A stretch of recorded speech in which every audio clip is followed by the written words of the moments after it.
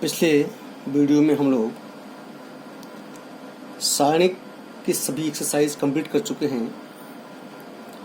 Last exercise आपकी विविध प्रश्नावली चल रही थी, उसमें 15 क्वेश्चन हो चुके थे। क्वेश्चन नंबर 16 रह गया था समझाने को, मैं आज वो लगवा रहा हूँ आपको। सभी विद्यार्थी ध्यान देंगे और एक बात ध्यान रखें, आप लोगों को मेरे वीडियो जो आपको पहुँच रहे हैं, आप लोग देख रहे हैं, प्लीज़ आप लोग एक बार सब्सक्राइब जरूर कर दें। जो लाल बटन नीचे आपका है वहाँ पे लिखा हुआ है सब्सक्राइब, उसको ज़रूर दबाएं जिससे कि हमारा उत्साह बढ़े और वीडियो मैं आपके लिए बनाऊं। तो जितने भी लोग हमारे इस YouTube चैनल में देख रहे हैं हमारे वीडियो को, वो सभी लोग हमारे चैनल को सब्सक्राइब जरूर करें। देखें क्वेश्चन नंबर 16 है, लिखा है समीकरण निकाय को हल कीजिए।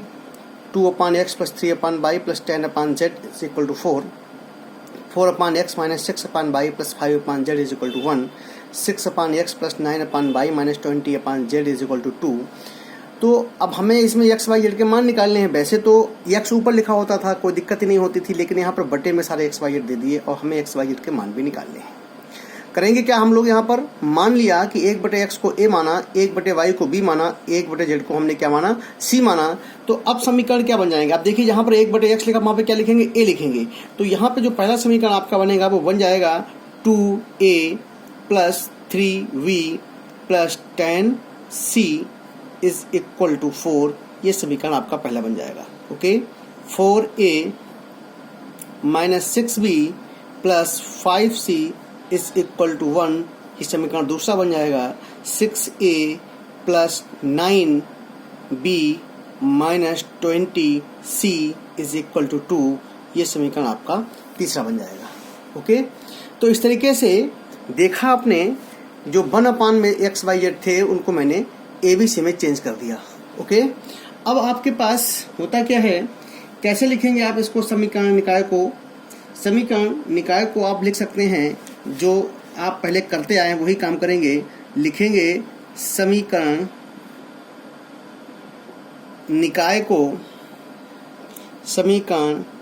को निम्न रूप में लिख सकते हैं। निम्न रूप में लिख सकते हैं। क्या रूप होगा उसका, निम्न रूप में लिख सकते हैं। ओके, क्या होगा लिखने का तरीका इसका, हम लोग जानते हैं ax = v। ओके, जहां पर ax बराबर क्या है, v, जहां a बराबर क्या होगा, abc के गुणांक होंगे। आप लिख लीजिए abc गुणांक क्या है यहाँ पे, 2, 3, 10, 4, -6, 5, 6, 9, -20।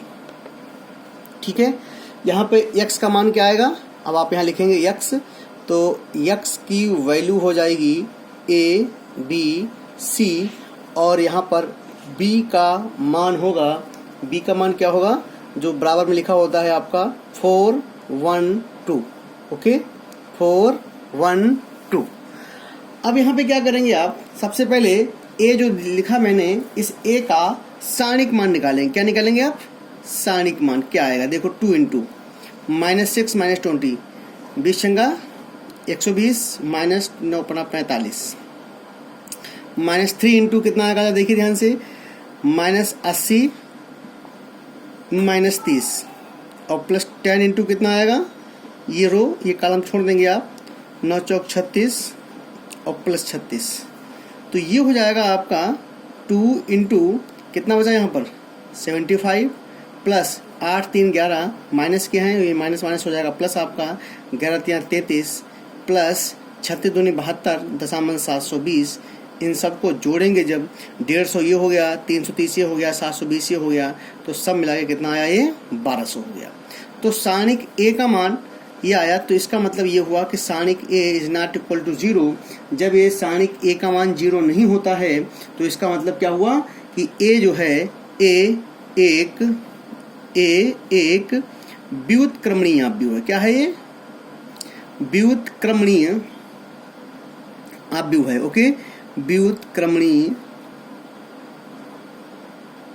आव्यूह है। ये जो है आपका एक व्युत्क्रमणीय आव्यूह है।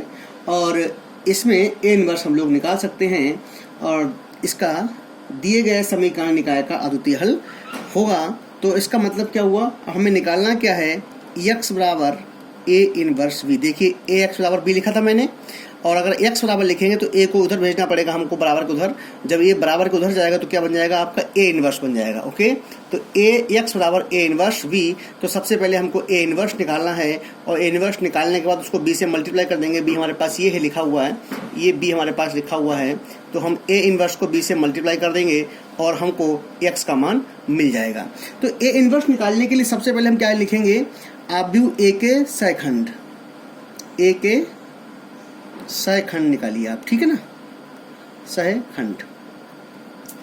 तो ए के सहखंड क्या होंगे, ए के सहखंड निम्न है। देखें आप ए के सहखंड कैसे निकालते हैं, A11, A12, A13। तो A11 का मतलब 1 पहली रो पहला कॉलम, 1 का मतलब पहली रो पहला कॉलम। जब आप देखेंगे तो कितना आएगा, 20 संगा 120 और 9 अपना 45, 120 में से घटाओ 45, कितना बचा आपका, 75 बचा। A12 पहली रो दूसरा कॉलम, 20 चौको 80, ये आपका आएगा -80 और -6 पंचे 30 -110 बराबर क्या आ जाएगा, प्लस का 110 आएगा। 13 9 चौक 36 और प्लस 36, तो ये कितना हो गया, 36 दूनी 72 हो गया। अब ये 21 दूसरी रो पहला कॉलम लिखेंगे आप यहाँ पर, 21 दूसरी रो पहला कॉलम। देखें कितना आएगा, -20, 20 तिया 60 और 9 90, कितना हो जाएगा ये आपका है 150 हो जाएगा ना। तो ये हो जाएगा आपका, यहाँ देखेंगे 150 होगा माइनस का, ये हो जाएगा आपका -60 और -90 बराबर प्लस का 150। A21 क्या, 22 क्या आएगा, 221 निकाल चुके, 2 और 2 दूसरी रो दूसरा कॉलम। देखें आप 20 दूनी 40 माइनस का और -10 आएगा ना। तो ये कितना हो जाएगा आपका, ये हो जाएगा आपका, यहाँ लिखेंगे -40 -60 बराबर -100। ये हो जाएगा आपका A23, A23 9 दूनी 18 6 तिया 18, कितना आएगा, माइनस का 18 प्लस 18, तो 18 दूनी कितना हो गया, 36 हो गया, माइनस का 36 आपका आ गया। ठीक है ना। एक मिनट यहाँ पे एक चीज़, हाँ और देखें 9 दूनी 18, ये माइनस यहाँ हो जाएगा, ये 0 आ जाएगा आपका। हाँ यहाँ पे क्या आएगा, माइनस होगा ना, ये आपको क्या आ जाएगा, 0 आ जाएगा।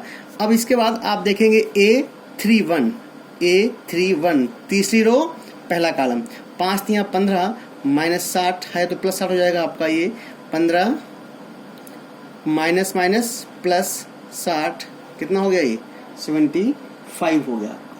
ठीक है। A32 कितना आएगा, A32 आपका हो जाएगा, देखें तीसरी रो दूसरा कॉलम, 5 दूनी 10 -40, यहाँ पे लिखेंगे 10 -40 बराबर कितना आएगा, 40 घटाएंगे तो माइनस का 30 बचेगा, और ये माइनस लगा पहले से ही तो प्लस का 30 हो जाएगा आपका। A33 तीसरी रो तीसरा कॉलम, 6 दूनी 12 4 तिया 12 माइनस के, तो ये हो जाएगा बेटा -12 और -12 -24 हो जाएगा आपका, राइट। तो ये आपका, अब लिखेंगे एडजॉइंट ए। एडजॉइंट ए क्या होता है, जितने भी सहखंड लिखे हुए हैं इसका ट्रांसपोज निकालना होता है। ठीक है। 75 110 72 150 -100 0 75 30 -24, इसका क्या निकालना है हमको, ट्रांसपोज। तो ये हो जाएगा हमारा 75 110 72 75 -100 0 75, एक मिनट, 75 110 72 हो गया, और 150 यहाँ आएगा, 150 सॉरी यहाँ पे ये हो गया 150 -100 0 75 और ये 30 और ये माइनस का 24। ओके। तो इस तरीके से आपका ये एडजॉइंट ए आ गया।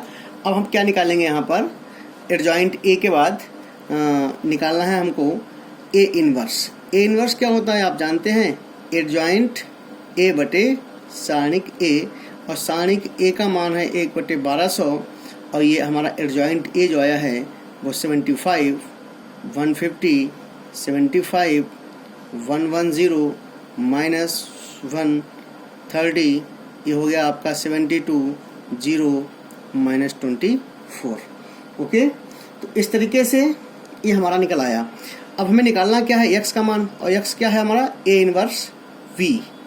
अब a इनवर्स का मान ये हमारे पास आया, ठीक है, और b का मान हमारे पास पहले से ही है, क्या है, ये है 412। तो आप इसको यहाँ रखेंगे तो ये हो जाएगा आपका a इनवर्स का मान है 1/1200, 75, 150, 75, 110, माइनस 100, 30, 72, 0, माइनस 24, और यहाँ पर b का मान रखो, क्या है 412।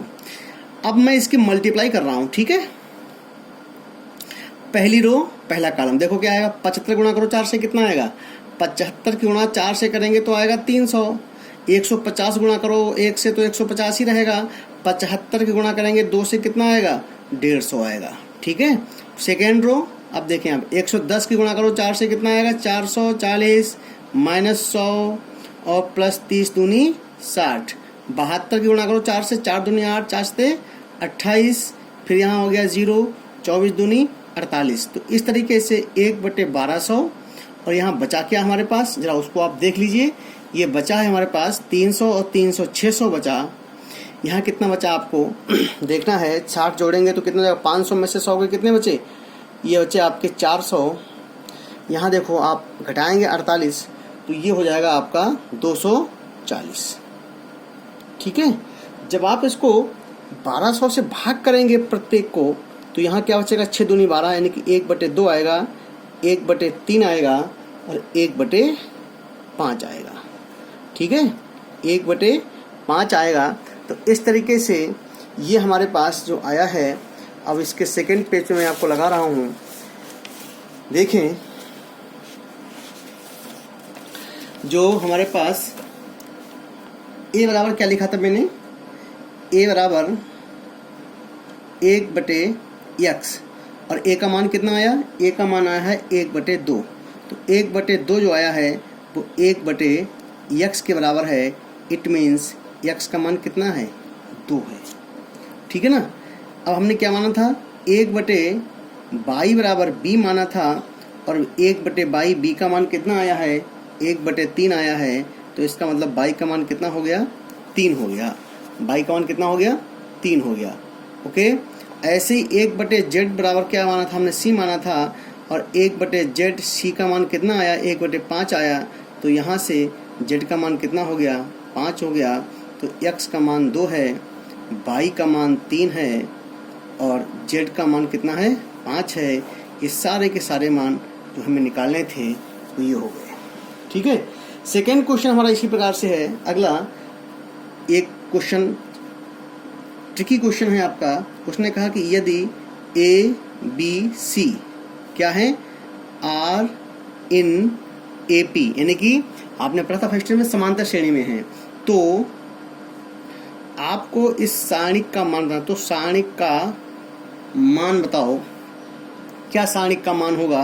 और सारणिक क्या है हमारे पास, आप देखें x+2, x+3 और x+2a, x+3, x+4, x+2b, x+4, x+5, x+2c। Okay, तो ये हो जाएगा आपका। जब आप देखेंगे यहाँ पर, देखिए यहाँ पर ये 3 है, यहाँ 2 है, यहाँ 4 है। अगर हम 3 को दूना कर दें, 3 और दूनी 6 हो गया, और इन दोनों को जोड़ दें, 4 और 2 6, तो ये हमारा कट जाएगा। तो हम क्या करेंगे, सेकेंड रो में आप यहाँ देखें, सेकेंड रो में यानी कि R2 में हम ऑपरेशन करेंगे। सेकेंड रो को 2 से गुणा किया, सेकेंड रो को 2 से गुणा किया, और उसमें से R1 और R3 को घटा दिया। तो घटा दीजिए यहाँ पर। तो फर्स्ट रो को जैसा है वैसा ही आप लिख दीजिए, x+2a। देखो ये 0 हो गया, ये 0 हो गया। ये देखिए क्या आएगा, 2 × 2v - a - c आ जाएगा ना। और थर्ड रो में कोई चेंज नहीं होगा, x+4, x+5 और x+2c। ओके, तो अब आप जरा देखें ध्यान से, 2b - a - b - c। यहाँ पर ऊपर दे रखा है कि a बी सी कैसे हैं, आर इन ए पी। और आर इन ए पी का मतलब क्या हुआ कि 2v बराबर a प्लस सी होता है, ये कंडीशन है। या आप लिख सकते हैं 2b माइनस ए माइनस सी बराबर 0। ये 2b माइनस ए माइनस सी बराबर 0 कहाँ रखना है, यहाँ रख दीजिए आप। 2b माइनस ए माइनस सी का मान क्या है, 0। जब आप यहाँ रखेंगे तो x प्लस 2, x प्लस 3 और x प्लस 2a, ये 0, ये 0, ये 0, x प्लस 4, x प्लस 5 और x प्लस 2c, ये आपका हो गया। अब ये इसका मान क्या हो जाएगा, 0। क्यों, क्योंकि R2 के सभी अवयव क्या हैं, शून्य हैं। R2 के सभी अवयव शून्य हैं, इसलिए इस सारणी का मान 0 होगा। ठीक है, तो इस तरीके से आपका 7वां क्वेश्चन था। एक क्वेश्चन आपका और है 18वां क्वेश्चन, उसे भी आप देख लें। उसने कहा कि यदि एक्स वाई जेड समानांतर शून्यतः वास्तविक संख्याएं हैं तो आपको एक आव्यूह दे रखा है, उसका व्युत्क्रम निकालना है। और वो आव्यूह क्या है, x 0 0 0 y 0 0 0 z। इसका क्या निकालना है, का व्युत्क्रम बताओ, का व्युत्क्रम बताओ। तो व्युत्क्रम निकालने के लिए सबसे पहले आपको पता है क्या निकालना पड़ता है हमको, सारणी के का मान। सारणी के का मान क्या आएगा, x into Y Z minus 0 और फिर उसके बाद सब 0 0 हो जाएंगे। तो ये इसका मान क्या आएगा, x y z। इसका मतलब सारणिक a 0 नहीं आया तो a इनवर्स विद्यमान है ना। तो आप क्या लिख सकते हैं इसको कि a जो है व्युत्क्रमणीय आव्यूह है। और एक बात और ध्यान रखना, व्युत्क्रमणीय आव्यूह का ही ये इनवर्स निकलता है, व्युत्क्रम निकलता है। अगर इसका मान ये 0 आ जाता, सारणी के का मान अगर 0 आ जाएगा, जब भी कभी 0 आ जाएगा तो आप व्युत्क्रम नहीं निकाल सकते हैं, कभी भी ध्यान रखें। इसीलिए सबसे पहले सारणी के का मान निकालते हैं और उसको चेक करते हैं। अगर सारणी के का मान 0 नहीं आता है तो आगे बढ़ेंगे, और यदि सारणी के का मान 0 आ गया तो आप आगे नहीं बढ़ेंगे, वहीं पर कह देंगे कि इसका व्युत्क्रम निकालना संभव नहीं है। ठीक है, तो ये आपका हो गया। अब क्या करेंगे आप, सबसे पहले इसके सहखंड निकालेंगे। ए के सहखंड, सहखंड क्या होंगे ए के, तो ए बन बन, आप देखें यहाँ पर ए बन बन, ए 1 2, ए 1 3।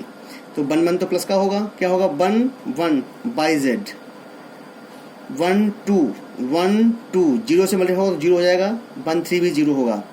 ए 2 1, ए 2 2, ए 2 3, 2 1 2 2 2 3, 2 1 क्या आएगा, 2 और 1, इसके मल्टीप्लाई इससे पूरा 0 हो गया भाई। 2 2 क्या आएगा, 2 2, तो किसकी गुणा किससे होगी, तो ये हो जाएगी एक्स जेड, और ये क्या आ जाएगा 0। ए 3 1, ए 3 2, ए 3 3। देखें आप ध्यान से देखना कैसे आएगा, 3 3 3 3, यानी कि 3 1 का मतलब क्या होगा, तीसरी रो पहला कॉलम होगा तो सब 0 हो गया, तीसरी रो दूसरा कॉलम 0 हो गया, तीसरी रो तीसरा कॉलम क्या आएगा, यहाँ पे आप लिखेंगे z, तो ये आ जाएगा आपका एक्स वाई, केवल क्या आ जाएगा आपका एक्स वाई हो जाएगा। ओके, तो अब आप देखें यहाँ पर क्या लिखेंगे। सबसे पहले आप ये, इसको मैं यहाँ लिख रहा हूँ जिससे कि आपको ध्यान रहे। हमें निकालना है पहले एडजॉइंट ए, और एडजॉइंट ए को आप जानते हैं कि जो इसके सहखंड आए हैं उन सहखंडों का ट्रांसपोज, यानी कि Y Z 0 0 0 X Z 0 0 0 X Y. Okay, ये हो जाएगा आपका। अब हमें निकालना है ए इनवर्स। क्या निकालना है हमें ए इनवर्स निकालना है। और आप जानते हैं ए इनवर्स क्या होता है, एडजॉइंट ए बटे सारणिक ए होता है। और सारणिक ए का मान कितना है हमारे पास, एक्स वाई जेड है, 1/xyz। और एडजॉइंट ए का मान कितना हो गया, Y Z 0 0 0 X Z 0 0 0 X Y. तो ये आप एक्स वाई जेड से जब इसको भाग करेंगे तो ये आ जाएगा हमारा 1/x 0 0 0 1/y 0 0 0 1/z।